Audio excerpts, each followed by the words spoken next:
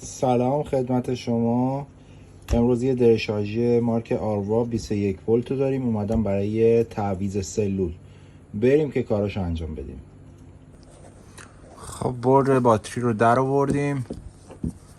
برد کاملا آکه، دست نخوره، قبلا تعویض سلول روش انجام نشده.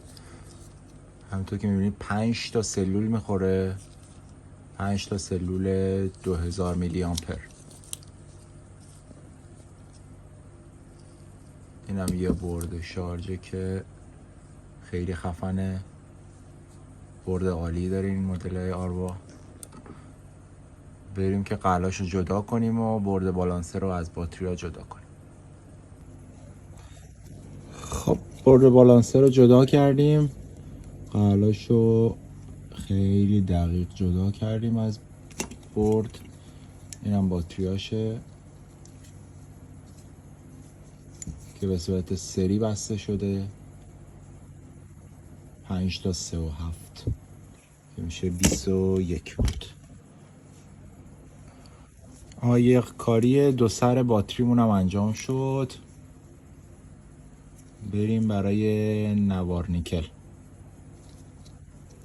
یه نکته خیلی ظریف و حیاتی بهتون بگم موقع پک بستن ما که همیشه رعایتش میکنیم، این چسبای نسوزه که شاید به ظاهر چیز ساده ای باشه ولی خیلی نکته مهمیه، چون باعث میشه که سلولا به هم اتصالی نکنن و به اصطلاح سلول کاتاف نشه. خب سر همبندی سلولا هم تموم شد.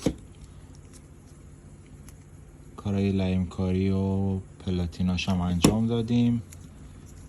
اینم درصد شارژ خود سلولا که 3 خطش پره.